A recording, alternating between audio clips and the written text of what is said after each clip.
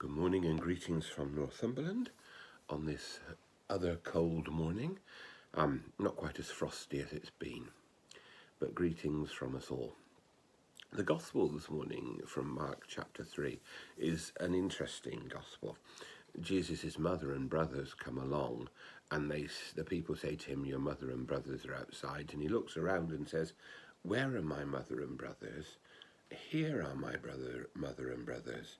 The people who are open to God, the people who are in a relationship with me through our relationship with God. And of course, there are two ways of taking this. One is that it's a rejection of his blood family.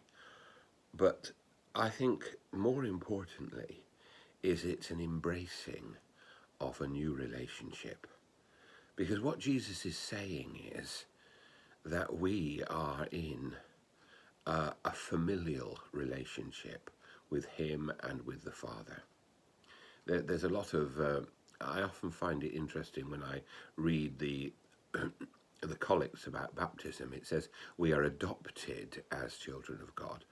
I find that quite interesting because I believe that we are all children of God, and that our baptism is the recognition of that and our acceptance of that and our taking on board of it. What Jesus is saying is that we become united as a family because of our relationship with God and our relationship with him. And that relationship is just as powerful as the ties of blood. That doesn't mean to say Jesus ignored the ties of blood, because we have that marvelous scene when he's dying on the cross, when he says to Mary, "Here is your son," pointing to John, and to John, "Here is your mother," calling John to take on a new relationship with Mary and to care for her. Jesus cared for his mother, for his family. But his care for us is just as powerful.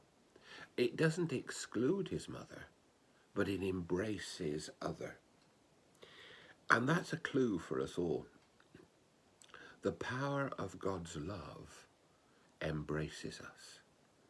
And then the power of God's love has to live in us and through us. The way in which we live is dependent on what we are filled with. And if we are filled with that transforming love of God, then the lives that we live will be transforming and loving lives. At the moment, living out that love is often very simple. It's about restraint, making sure that what we do and what we don't do is for the sake of others. But it's also more positive. What can we do to help? What can we do to support? What can we do to encourage others?